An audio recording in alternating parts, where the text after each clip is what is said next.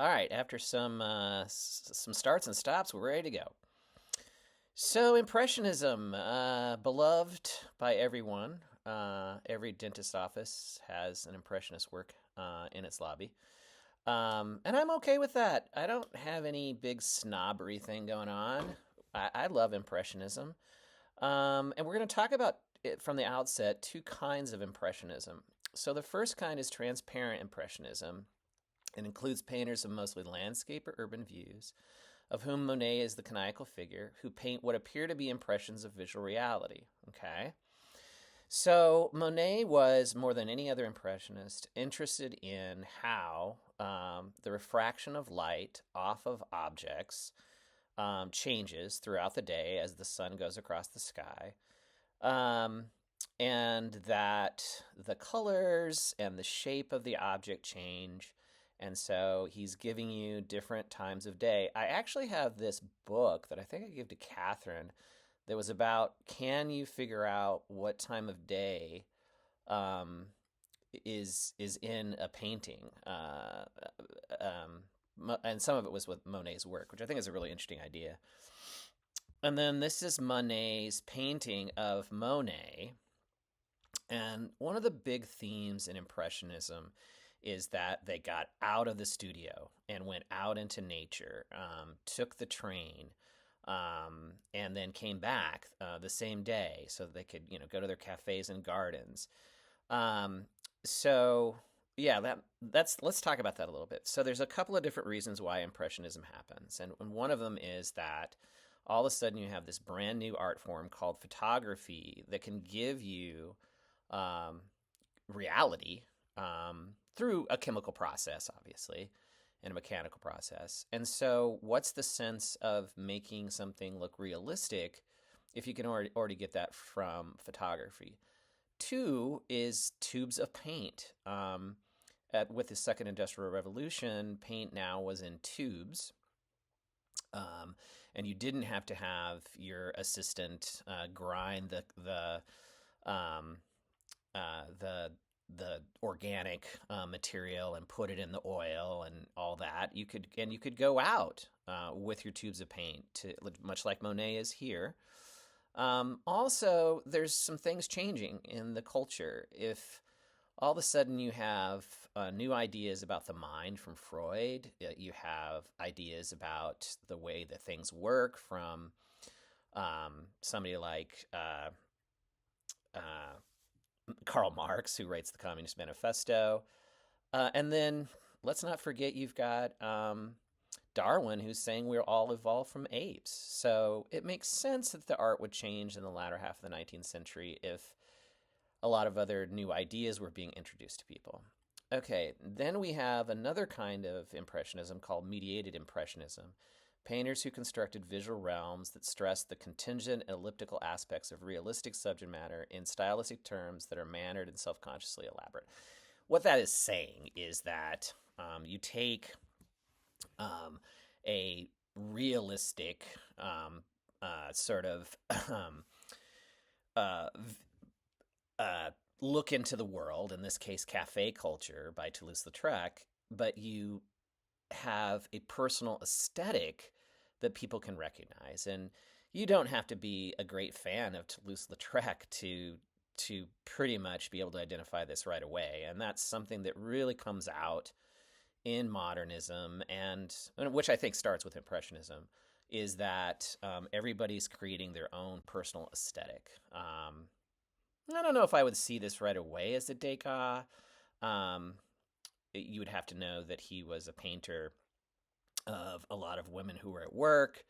And I think you would know it a little bit by the palette, but yeah. So observations of modernity, the modern world out there, and let's not go back to the Greeks and Romans, for God's sakes. So that really sets the Impressionists apart, which I think is awesome. And then another one by Monet, The Plume. Again, cafe culture. I don't know about you guys, but I've never smoked a cigarette before. I've never liked cigarettes. And I'm thinking, cigarette with chocolate ice cream. I don't know. Doesn't really work for me for a combination. But that's what she's doing. And it's fine. I don't mean to judge her. Okay. So the salon was a group of men who got together each year and selected paintings from thousands and thousands of artists, or selected thousands of paintings from artists. That's a better way of saying it. And if you were in the salon show, you basically made it. And the salon was very conservative. And so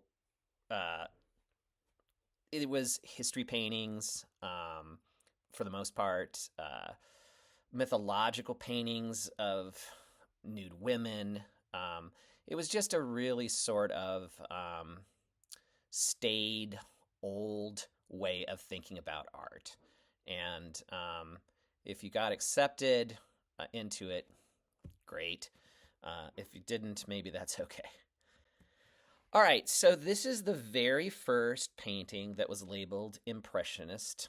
It's called Impressionist Sunrise, and it's a work by Monet. You could probably figure that out pretty fast.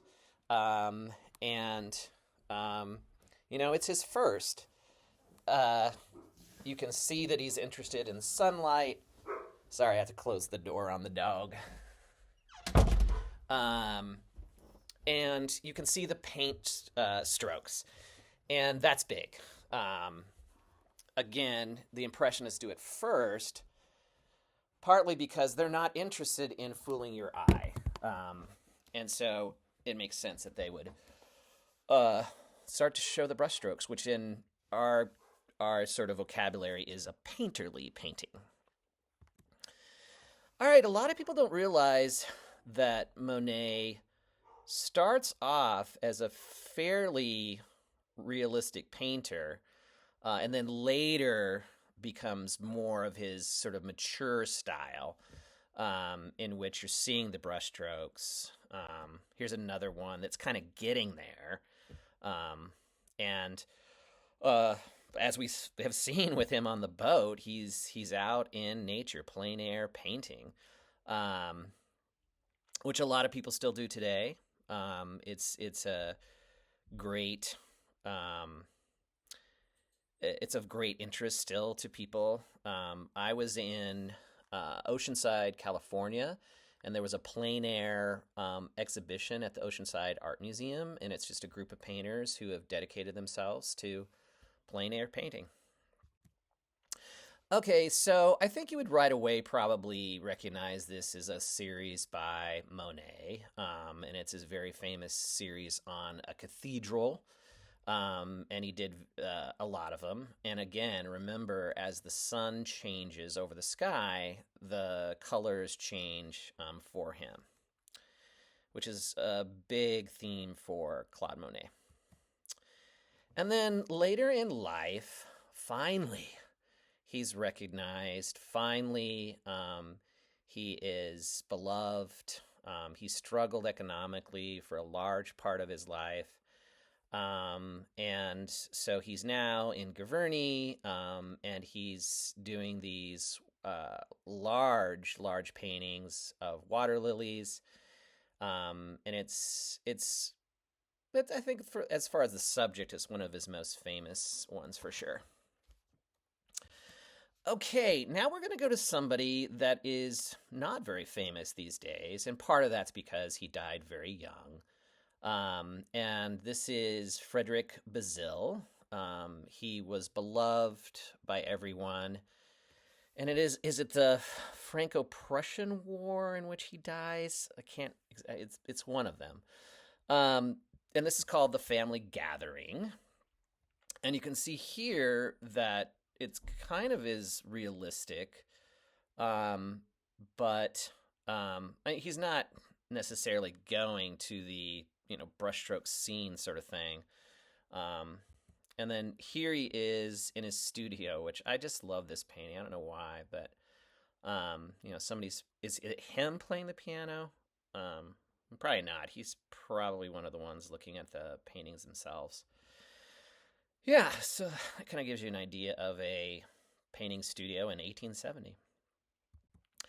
Edouard Manet tried a couple of different careers. He actually was on a merchant ship to South America for a while. He was from a very rich family, and he started to with the teacher Thomas Couture, and this is one of his teacher's works. So this is one of the things that would have been accepted by the Salon, um, and it's a history painting, obviously. So it kind of gives you a sense of Monet's teacher and what he was up to. Okay, and here he is. Hello, Edward Monet. And then, and on the left is Luncheon on the Grass, probably one of his most famous paintings, his model that he used quite a lot. Victorine is nude with the two men being clothed. That was very much stirred up the pot at the Salon. And then down below is Bow Wow Wow, a very famous band in the early 1980s. Their interpretation of Luncheon on the Grass on their cover of their album, which is always kind of fun.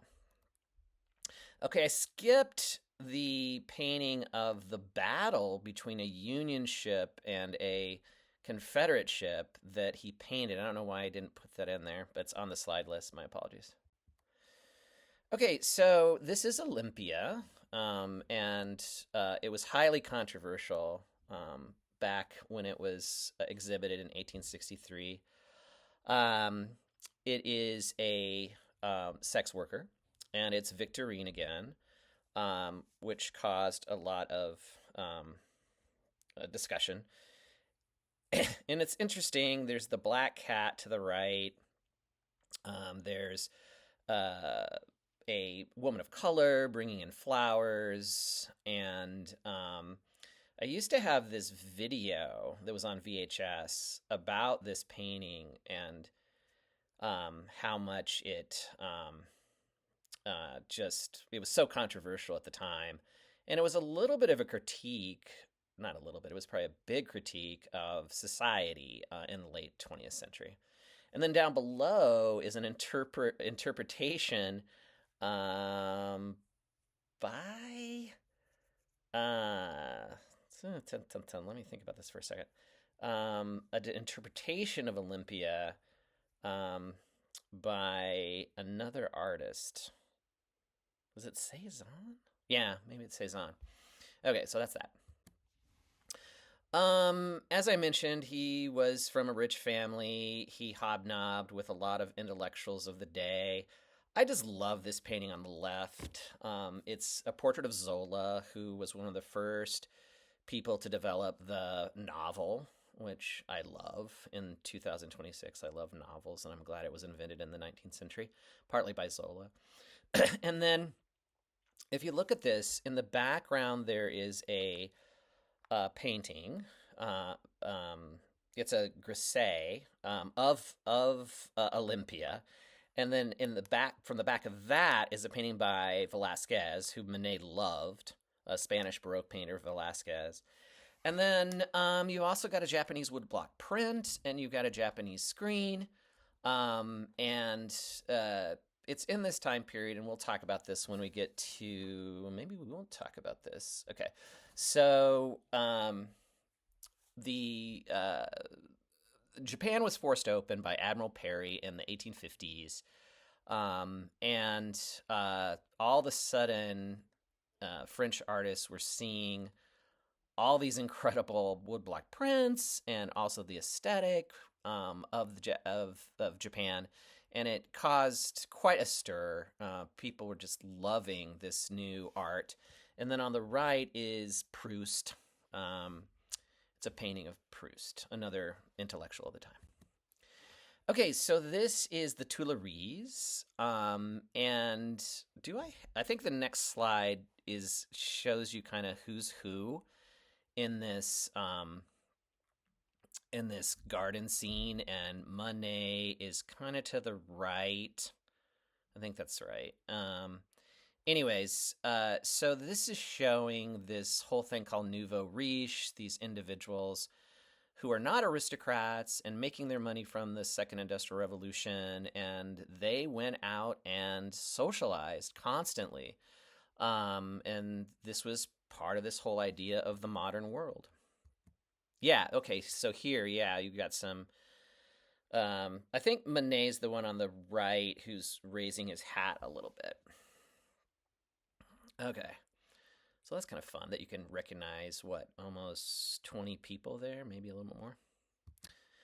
Okay, on the left is a beautiful painting by Monet that's actually in London, and it's the bar at the Folies Bergère, and it's really fun to look at the reflection in the mirror. And the woman's actual reflection is not necessarily correct. And then on the right, you have a very sad sort of thing with the absinthe drinker. I don't know why I put that in there. We don't need that kind of sadness.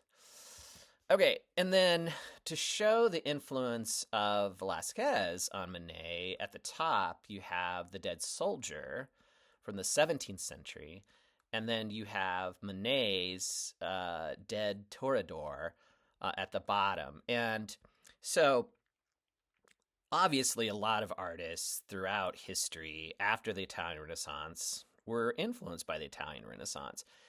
And Monet's a little bit different. He likes the Spanish Baroque stuff,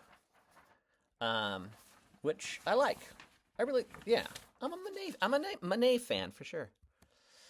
Okay, this one gets a little weird.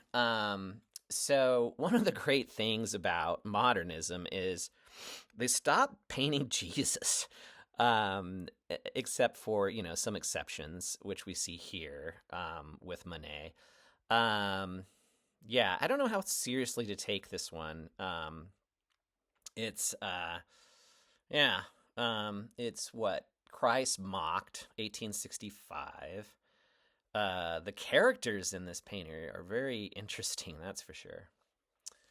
All right, and then you've got the smoker on the left, which is at Mia. I think that's right.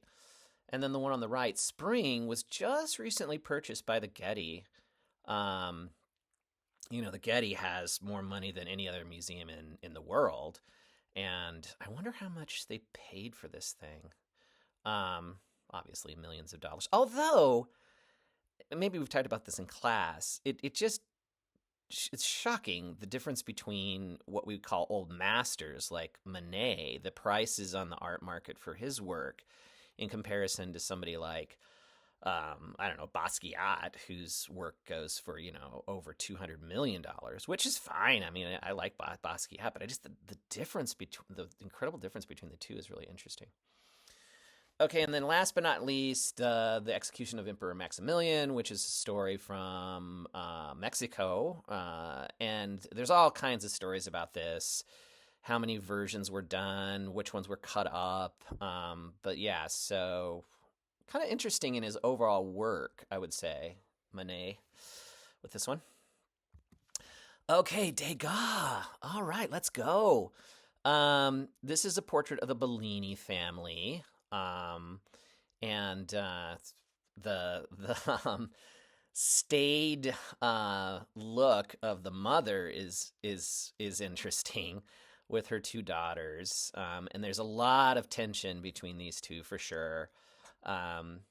If I remember right, the relationship doesn't last, and maybe you're seeing that through the eyes of Degas. Yeah.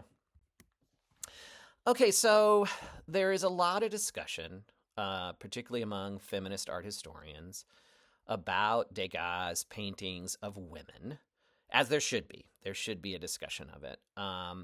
And this sort of voyeuristic way of looking at particularly women of lower socioeconomic class. Some of the women were sex workers.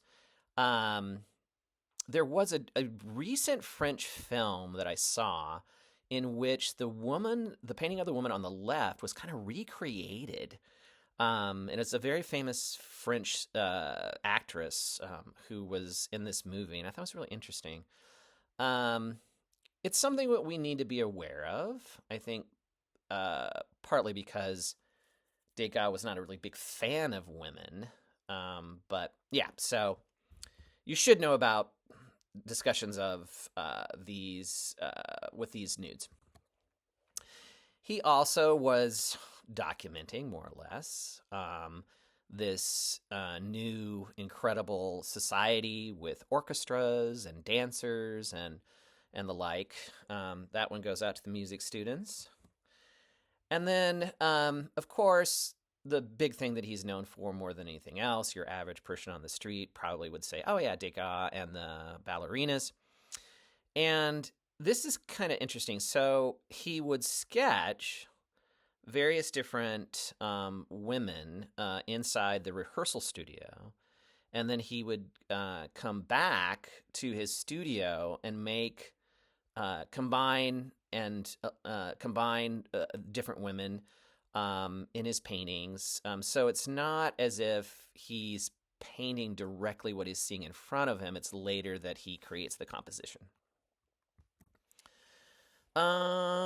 Yes. Again, it's kind of interesting to think about why he put the women in the middle ground here and the musician in the foreground. And then these young women would usually have somebody that watched over them, an older woman that would watch over them during rehearsals and such. Okay, beyond the ballet stars, I think is what we could say here. Milliners, women that made hats, was another subject matter of Degas. And we had a student, this was a long time ago. This was like maybe 15 years ago. She graduated from Perpich and she ended up in New York City. And she sent me an email. And she was working in a hat shop that made hats for like the Queen and English aristocracy. That was really interesting. And then he had family in New Orleans. Okay. And he took a trip there. And you're seeing a cotton exchange from 1873. And then this is kind of fun for any theater kid, an actual play rehearsal. Down below on the right. Okay, now we're going to switch to Renoir. And this is his most famous painting. It's in D.C. And I used to walk up the sidewalk and go by this museum that has luncheon of the boating party.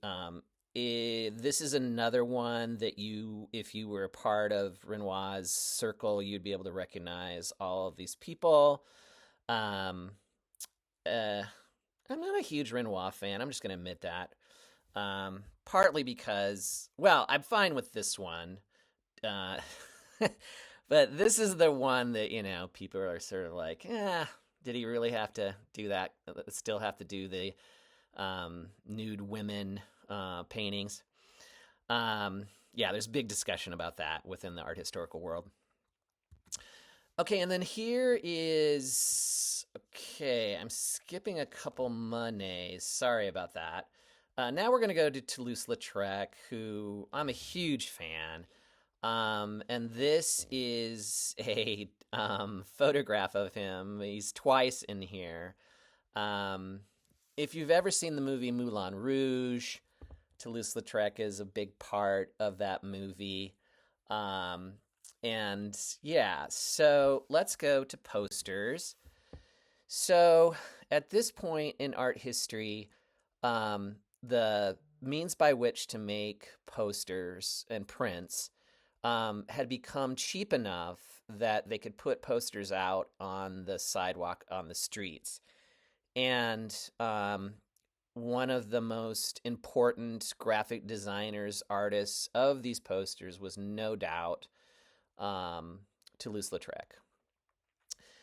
And so there you go. Now, there's this movie starring Gene Kelly called American in Paris that sometimes I used to show students. And it recreates a lot of these posters. The man in the middle is in one of the scenes from American in Paris. And I don't know, it's a kick. It's an old-fashioned movie from the 1950s, but it's got some good stuff going on. And I think, for me, Toulouse-Lautrec's paintings of lesbians are just beautiful. This is called Two Girls in Bed. He lived a very interesting life. I think that he was embraced humanity on a certain level that maybe wasn't going on with somebody like Degas. And that's what I really love and admire about Toulouse-Lautrec, probably. And here's some more women. The sofa. Okay, and he was kind of well, he wasn't kind of. He was obsessed with this woman named Jane Averill, who was a dancer, as you see on the left. And then here she is leaving the Moulin Rouge. Okay, let's keep going. All right, so Women Artists in Paris was an exhibition a couple of years ago. I got the catalog, and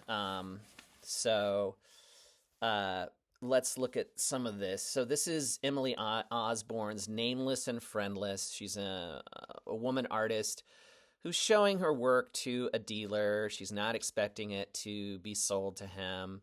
It's a very sad story right there. And then here's the studio. So this is actually documenting the fact that women were starting to be accepted by art schools or individual tutors. So the Académie Julienne is opening up its doors to women, but some of the other ones were not, and so women flocked to Paris, and were largely taught by. Some of them were taught by other women, but also by private teachers in this time period. Okay, here we go. So we've probably already talked, well, maybe not.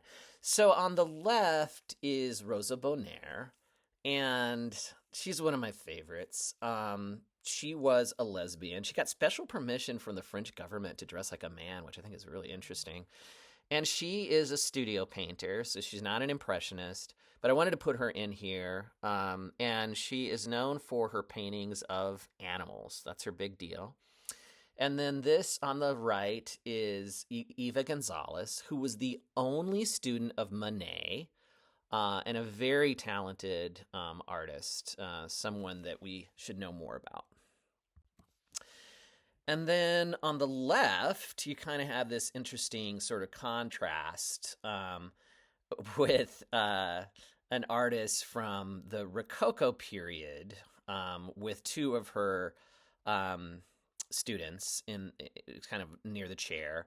And then on the right, you have Maria Bashkarsteff's self-portrait with palette.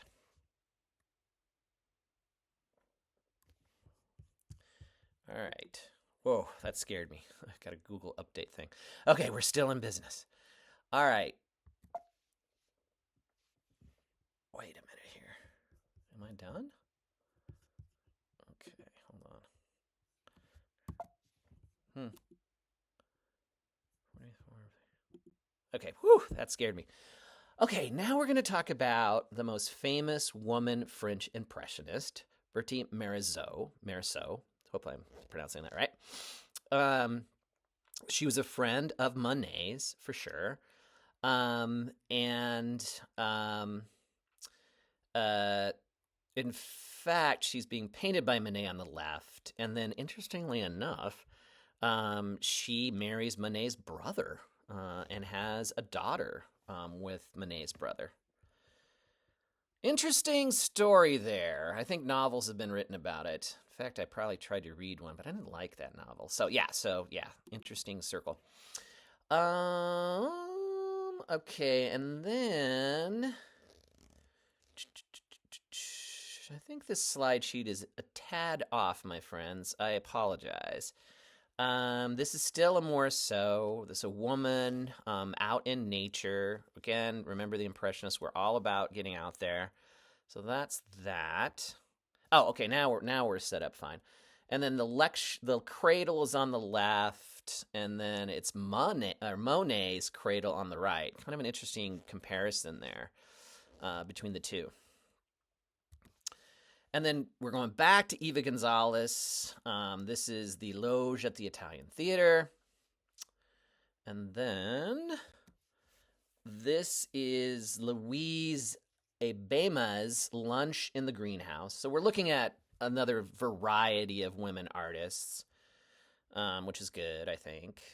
And then we've got, Mary Cassatt. Love Mary Cassatt. So at this point, we've already talked about Mary Cassatt as a late 19th century artist, American artist, and we saw the movie too. Well, not every year I'll probably show the movie, but I love this one. I'm kind of drawn to what we would call perhaps unfinished paintings, as you see here. And it's a self-portrait, which is always nice. And of course, as we talked about, she was a close friend of Degas, probably more than anybody else, which is problematic because he is. Yeah, so here's Mary Cassatt, and then we're going to end with Calabat. I think I'm pronouncing that right. For some reason, as of late, people have been very interested in him. There's a show going around of his paintings of men, which I'm not really that interested in, to be honest. But anyways, he is not interested in showing the brushstrokes, that's for sure. The Europe Bridge is on the left, and then there's another French bridge on the right. He's obsessed with bridges. And then this is a beautiful painting right beside usually Seurat's Sunday Afternoon on the Island of La Grande Jatte at the Arts Institute of Chicago. It's a big painting. It's huge. And it's showing you the new apartments that dominate Paris, which is kind of fun to see. Yeah, I like this painting a lot. It's celebrated all. And then I'm ending with the floor scrapers. I don't know why, but we're just going to end with them. Maybe you're into house remodeling shows and love this sort of stuff. So there you go. All right, we're done.